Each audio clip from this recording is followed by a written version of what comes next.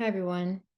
Welcome to my channel. If we haven't met, my name is Sabrina Rising, and I'm so happy to have you here.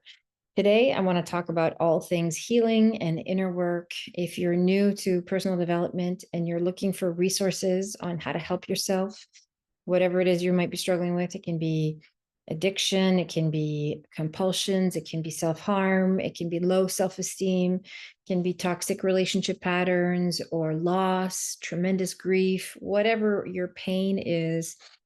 um, it can be very overwhelming to try and find the right person, the right teacher, the right path, the right modality for you, especially in this current time in our world.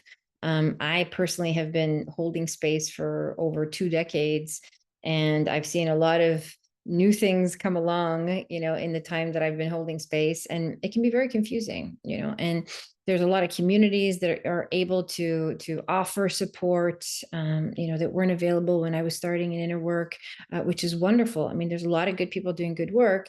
If you're new and you're just getting started, how do you choose, right? So I want to offer some guidance and some tips in terms of how to choose the right guide, the right modality, and the right path for you wherever you are. Again, keeping in mind that no matter what you're struggling with, anybody, we're all essentially dealing with the same thing, and that's pain, right? Human beings deal with pain and we resist our pain because we avoid it, right? We don't want to experience our pain. We don't want to feel our pain. So we resist it. And that's what creates suffering, right? And when we suffer, we become desperate. We become desperate to do whatever it takes to come out of suffering. Think about it. When you're in pain, you would do anything to get out of pain. It doesn't matter who you are or how much money you have or how successful you are or how good looking you are or whatever it is, whatever your life is like. No one is above this, right? When we are in pain as human beings, we find our humility. We find that all of a sudden that coming out of pain becomes the most important thing that we can do, right? We're willing to pay whatever it costs. We're willing to talk to whoever we need to talk to. We're willing to do whatever it takes to come out of pain. So therefore, it makes it logical and very important for you to focus on how to meet your pain with peace. When you focus on how to meet your pain with peace, now we become really resourceful, right? Now we become very able to help ourselves, to be able to heal ourselves through whatever it is that's happening in our lives. Okay. And there is a term that is taught in Vipassana meditation. For those of you who may have heard of it, it's a 10-day silent, vow of silent retreat. The word that they teach there is called equanimity. And equanimity, I talk about all the time in my programs, is my favorite word in the English language. It's our ability to be even keeled and centered and at peace with whatever is happening.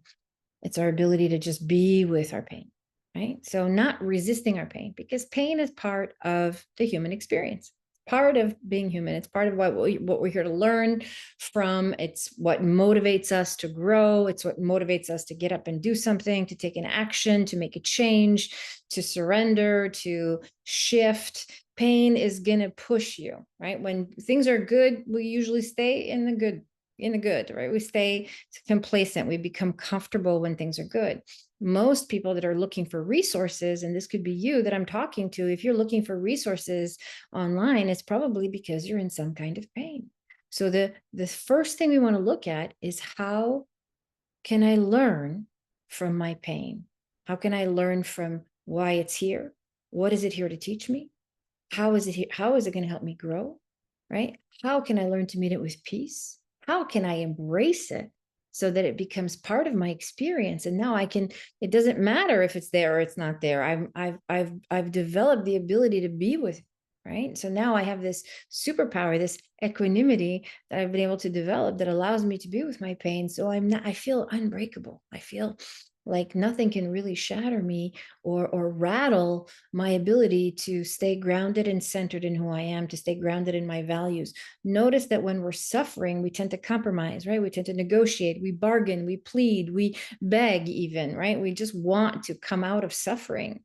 And it's very important, if you are in a place of struggle, and this is where we can be easily manipulated, right? We can be easily manipulated by, whether it's coaching programs or facilitators or, things that you can sign up for, classes and things like that, that some of them are very expensive, that will seduce you into this idea of becoming something other than what you are now, right? And the key to healing is to be able to be with the version of yourself that you are now. The key to healing is to be able to be in the right here, in the right now, fully at peace with yourself. When we stop resisting when we stop resisting what's present, we stop resisting our pain, we stop suffering. And when we stop suffering, we become more aware. Now we've created a gap between our experience and our awareness.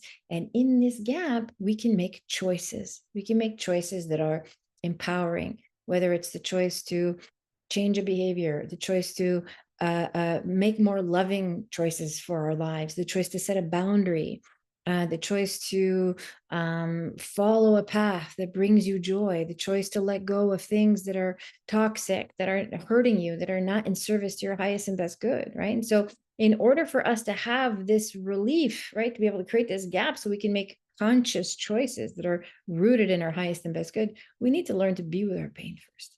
Right? We need to learn to find that peace and say, okay, everything's going to be okay in this moment. I'm just going to take a step back and observe and choose, right? And it's really important, especially in the early stages, to have a guide who can help you create this space, who can help offer reassurance. A guide is meant to help you create an unconditionally loving relationship with yourself. Okay, we are here to build a template of what it's like to be in loving relationship with yourself. A guide is there to reflect back to you that you're whole, perfect, and complete, that all is well, that you are held, that you are supported, that everything is unfolding for your highest and best good, even if it doesn't feel like it in this moment.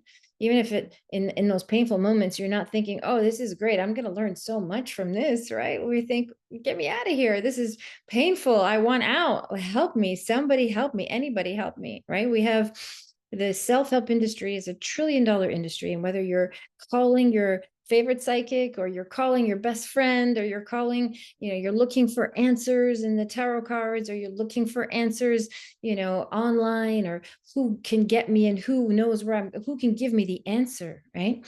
And it's normal to grapple with our suffering because we don't want to suffer. And we feel like if we just know the answer, all will be well. But as long as we strive for the answer externally, as long as we rely on external sources of validation, of reassurance, of feeling like we're okay, then we never really have power. We never really have true power. So again, I could talk about this for hours. If you're new to your healing journey, the most important thing you want to look for is someone that can hold safe and unconditionally loving space for you. Okay. Someone who can meet you where you are. Not, we want to stay away from, I want to push myself to work harder, push myself to do better. I want somebody who's going to kick my butt. I want somebody who's going to call me out. Like, this is not necessarily the best. Some of those containers work at different phases for different outcomes and different things that we want to create. I'm not a business coach. I'm not a marketing coach. I'm here as a guide and as a facilitator. My expertise lies in mindfulness and trauma-informed mindfulness techniques to help you overcome your early childhood conditioning. And the early childhood conditioning is what sets the stage for the way your life is going to play out. This is in this early childhood phase. This is where the subconscious mind gets programmed. And this is where our beliefs are established, our long-term values, the idea about who we are, what we can have, what we're worth, what we're about, how we relate to money, sex, our bodies, life, health, relationships, love. Everything is established in this early phase of life. And of course, we go out and we accumulate evidence that these beliefs are true, that these values are true, that what mom and dad said about me is true, right? That what mom and dad said about the world is also true. And so we accumulate the evidence of these beliefs, which reinforce the identity. And over time, the identity is there to protect us, to keep us safe, right? To safeguard us from those terrible choices that could potentially hurt us, right? And it's not foolproof because we make mistakes. We make mistakes along the way. And then at some point, hopefully, in your healing journey, at some point in your human experience, you realize that the identity is also, as much as it's keeping you safe, it's also limiting you, right? It's limiting your potential. It's limiting your ability to be fully self-expressed, to be who you are. Maybe it's even keeping you from being your authentic self, right? It's not, that almost every single one of us that comes to inner work, that is interested in healing something, we realize that there's got to be more to life than this, right? There has to be a better way to live. This is the question we ask ourselves, right? It's not just how do I stop this, or how do I quit that, or how do I get, you know, more love or more money or more success. It's who am I and why am I here? Right? These are the two questions that we ask ourselves in inner work. And when you're looking for someone to work with, I recommend you find someone who can help you answer those two questions. Who am I and why am I here? Okay. The other thing I want to leave you with as well is trust your body. When you're listening to someone and you're listening to someone share and speak from experience, talking about, whatever it is that they're going to offer, however it is they're going to hold space for you, whatever promises they're making, as you hear someone speak, you can feel their energy, right? You can feel it. The body knows, right? When your cells open up and expand, we know that what that person is saying is true. It lands true for us. There's a resonance. This person can see me, they hear me, they know me, they've been through it, they know what I've been through. And so this person can hold space for me, right? And so just trust that. If you're hearing someone and it feels like, their life is a million times better than yours, or, it's not accessible to you, or it feels like it's just so completely far out of reach, or if you find yourself feeling like listening to this person is actually making you feel worse about yourself, then that's not the right guide for you. Okay. It's very, very important. I say this with love, and I also say it with caution. I'm a huge advocate for maintaining integrity, especially in alternative healing modalities, because we are not regulated. We're only regulated by ourselves, right? God regulates us, spirit regulates us. And so it's very important to find somebody who cares about you, who loves you, who wants your highest and best good, and who can hold clean space, which means they're not allowing the filter of their own wounds to skew how they hear you, or how they guide you, or what directives they give you, or what suggestions they make in order for you to be able to overcome whatever it is that you're grappling with. Okay. So unconditionally loving space is not there to change or modify or improve you. It's simply there to help you access those deeper parts of you that are already free, that already know that they're well, that are already whole, perfect, and complete. And in coming out of pain, we start to notice that, wow, I have peace, I have love. Peace is not something that you go and get. It's not, love is not something that you go and get or go and create. You already are that, right? The healing work is about pulling back all the layers that prevent you from feeling those things within yourself, from having access to those. Sometimes it's years and years and years of childhood conditioning, layered with life experience, layered with the evidence of all those beliefs you learned in your childhood, layered with more betrayal and more trauma and more letdowns and more disappointment. And we come to inner work and we feel hardened and we feel defeated. I know for myself, when I got started, I hit a really strong, very, very painful emotional bottom. And, I was at the end of my rope in terms of trying to do things on my own. And, I had a whole career in the corporate world. And, I did all the things that you're supposed to do. Worked and was successful and made money and bought a house and did all the things. And I was really, really, really empty inside. I was disconnected from the life inside of me.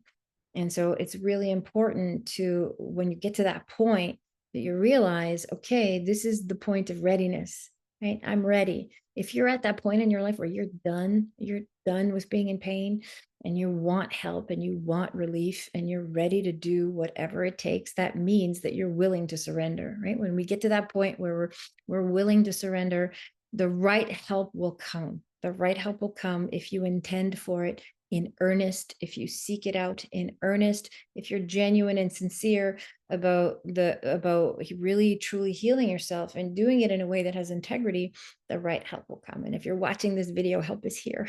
So I hope this is useful for you. Okay. And so for those of you, again, that are looking for resources, healing is simple. In fact, the simpler the techniques are, the more integrity they have, the more effective they can be. Healing simply requires being willing to feel, right? Being willing to feel. And again, for some of us, feeling is so scary. It can seem more painful than just, the feelings themselves, right? Just the idea of being able to sit with our pain is terrifying, right? So, if you can do this in the presence of a guide, somebody who can hold unconditionally loving, safe space for you, all the better, right? And that can really help you go deep in your pain. If you learn to just sit still and just be with yourself and not reach for something outside of you, whether it's the medicine or the medication or the whatever numbing, mood altering substance or whatever it is, again, even in healing communities, we can find that there's a lot of ritual and dogma and accoutrements that are used that are just not necessary. You don't need a bunch of tools. You just need a willingness. You need willingness and an open heart and an open mind and the time and space to be still, to go inward. When we close our eyes, we create an inward gaze and we're able to examine the landscape of our inner life and we're able to really feel our feelings. When we're still, all those feelings that we're running around with or running from throughout the day, throughout our lives, start to come to the surface, right? In stillness, we're able to discover what's really hurting us, what's really, ailing us. And in those emotions is information. And then all the ruminating thoughts come in, all the fear-based thoughts, anxiety-based thoughts about life, about work, about finances, about relationships, about what to do, about what happened, about how I wish I could change the past and how I wish I could, manipulate the future, and back and forth between past and future. And there's no peace in that way of living, right? So creating stillness is key to healing. It's not complicated. Sitting still, closing your eyes, and learning to breathe. The breath is your connection to source. It's the most accessible way that we can actually feel God or universe or nature or source or whatever your synonym is for that, higher power. It's the most accessible way for us to feel that at work in our bodies. This is our connection to source, is the breath. Think about it. It's the one thing that you can't live without, right? We need it. We can go days without eating, we can go days without drinking, but we can't go minutes without breathing, right? We need it to sustain our life force energy. So sitting still, closing our eyes, creating that inward gaze, giving ourselves permission to really feel the internal landscape and taking a deep diaphragmatic breath. When I say diaphragmatic, I mean in and out of the belly. Breathe in, belly out. Exhale, let the belly drop naturally. Okay, in and out of the belly. Just take 3 of those breaths right now with me.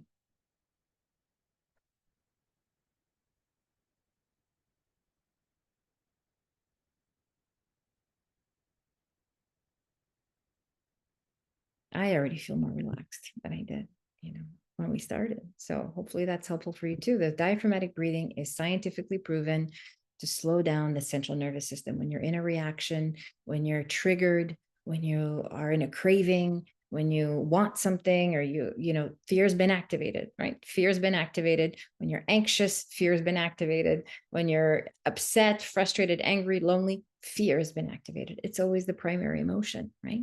And the way we come out of fear is by breathing. Stillness, inward gaze, breath. Even just those 3 simple steps is enough to help ground you, to help support you, and to help give you power in any situation.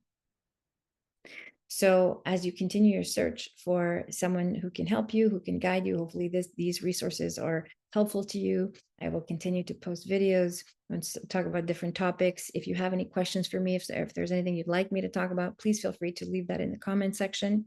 I have an inner peace process that I will be posting as well on this channel, so stay tuned. I'll walk you through the steps on how to find your power in any situation, and I'll be posting that later in the week.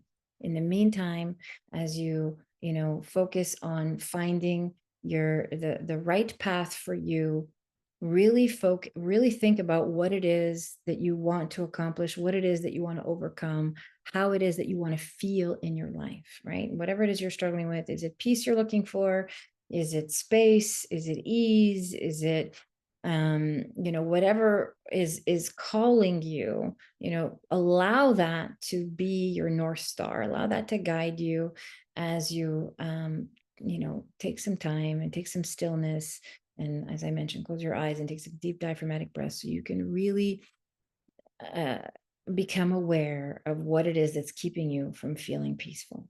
Okay? Because in the end, I mean, regardless of what you're looking for, what we all really want is inner peace. Okay. And that's my wish for you. May all beings be happy, peaceful, and free.